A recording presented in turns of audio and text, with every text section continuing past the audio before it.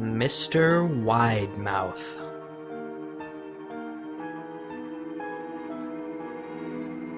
During my childhood, my family was like a drop of water in a vast river, never remaining in one location for long.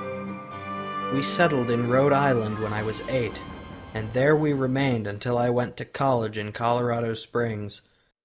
Most of my memories are rooted in Rhode Island, but there are fragments in the attic of my brain which belong to the various homes we had lived in when I was much younger. Most of these memories are unclear and pointless, chasing after another boy in the backyard of a house in North Carolina, trying to build a raft to float on the creek behind the apartment we rented in Pennsylvania, and so on. But there is one set of memories which remains as clear as glass, as though they were just made yesterday. I often wonder whether these memories are simply lucid dreams produced by the long sickness I experienced that spring, but in my heart, I know they are real. We were living in a house just outside the bustling metropolis of New Vineyard, Maine, population 643. It was a large structure, especially for a family of 3. There were a number of rooms that I didn't see in the 5 months we resided there. In some ways it was a waste of space, but it was the only house on the market at the time, at least within an hour's commute to my father's place of work. The day after my 5th birthday, attended by my parents alone, I came down with a fever. The doctor said I had mononucleosis, which meant no rough play and more fever for at least another 3 weeks. It was horrible timing to be bedridden. We were in the process of packing our things to move to Pennsylvania, and most of my things were already packed away in boxes, leaving my room barren. My mother brought me ginger ale and books several times a day, and these served the function of being my primary form of entertainment for the next few weeks. Boredom always loomed just around the corner, waiting to rear its ugly head and compound my misery. I don't exactly recall how I met Mr. Widemouth. I think it was about a week after I was diagnosed with mono. My first memory of the small creature was asking him if he had a name. He told me to call him Mr. Widemouth because his mouth was large. In fact, everything about him was large in comparison to his body. His head, his eyes, his crooked ears. But his mouth was by far the largest. "You kind of look like a Furby," I said as he flipped through one of my books. Mr. Widemouth stopped and gave me a puzzled look. "Furby? What's a Furby?" he asked. I shrugged.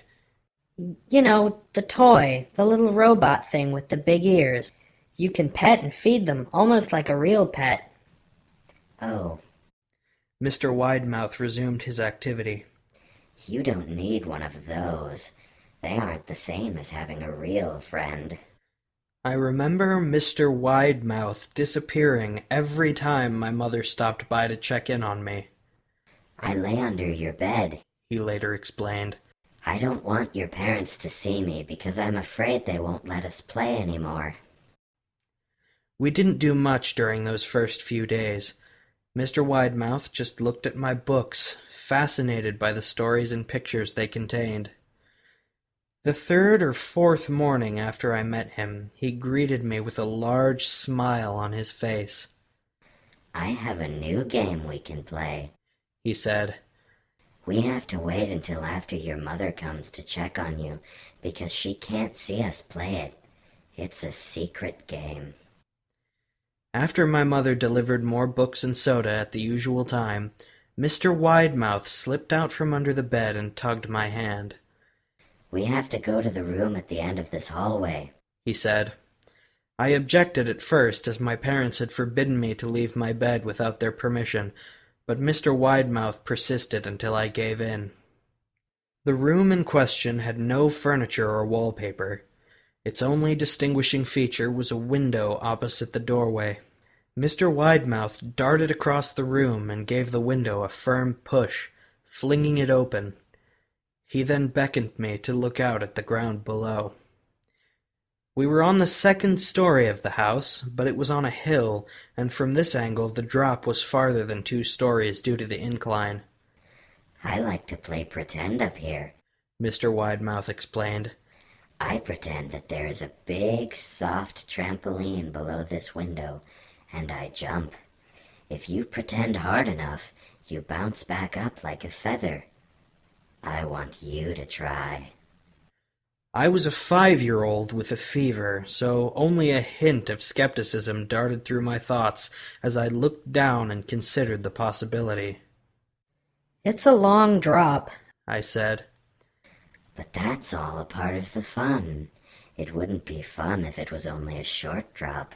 If it were that way, you may as well just bounce on a real trampoline. I toyed with the idea, picturing myself falling through thin air only to bounce back to the window on something unseen by human eyes. But the realist in me prevailed. Maybe some other time, I said. I don't know if I have enough imagination. I could get hurt. Mr. Widemouth's face contorted into a snarl, but only for a moment. Anger gave way to disappointment. If you say so, he said. He spent the rest of the day under my bed, quiet as a mouse. The following morning, Mr. Widemouth arrived holding a small box. I want to teach you how to juggle, he said. Here are some things you can use to practice before I start giving you lessons. I looked in the box. It was full of knives. My parents will kill me, I shouted, horrified that Mr. Widemouth had brought knives into my room, objects that my parents would never allow me to touch. I'll be spanked and grounded for a year. Mr. Widemouth frowned. It's fun to juggle with these. I want you to try it. I pushed the box away.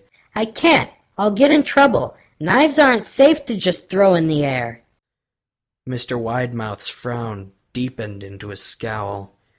He took the box of knives and slid under my bed, remaining there the rest of the day. I began to wonder how often he was under me. I started having trouble sleeping after that. Mr. Widemouth often woke me up at night, saying he put a real trampoline under the window, a big one that I couldn't see in the dark. I always declined and tried to go back to sleep, but Mr. Widemouth persisted.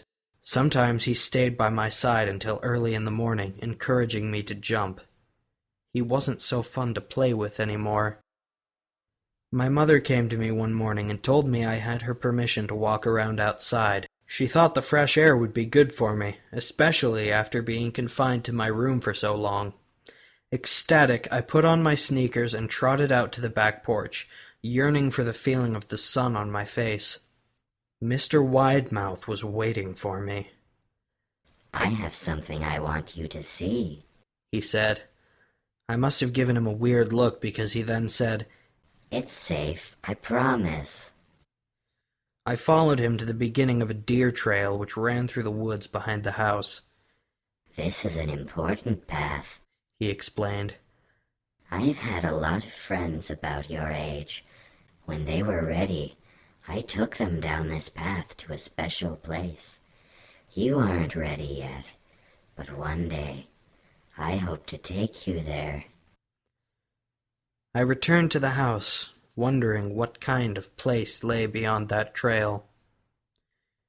2 weeks after I met Mr. Widemouth, the last load of our things had been packed into a moving truck. I would be in the cab of that truck, sitting next to my father for the long drive to Pennsylvania. I considered telling Mr. Widemouth that I would be leaving, but even at 5 years old I was beginning to suspect that perhaps the creature's intentions were not to my benefit, despite what he said otherwise. For this reason, I decided to keep my departure a secret. My father and I were in the truck at 4 a.m. He was hoping to make it to Pennsylvania by lunchtime tomorrow with the help of an endless supply of coffee and a 6-pack of energy drinks. He seemed more like a man who was about to run a marathon than one who was about to spend 2 days sitting still. Early enough for you? My father asked with a hint of sympathy. I nodded and placed my head against the window, hoping for some sleep before the sun came up. I felt my father's hand on my shoulder. This is the last move, son, I promise. I know it's hard for you, as sick as you've been. Once Daddy gets promoted, we can settle down, and you can make friends.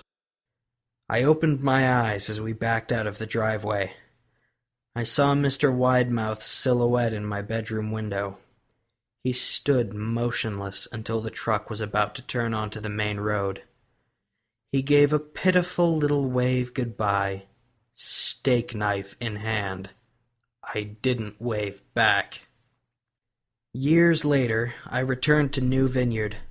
The piece of land our house stood upon was empty except for the foundation, as the house burned down a few years after my family left. Out of curiosity, I followed the deer trail that Mr. Widemouth had shown me. Part of me expected him to jump out from behind a tree and scare the living bejesus out of me, but I felt that Mr. Widemouth was gone, somehow tied to the house that no longer existed. The trail ended at the New Vineyard Memorial Cemetery. I noticed that many of the tombstones belonged to children.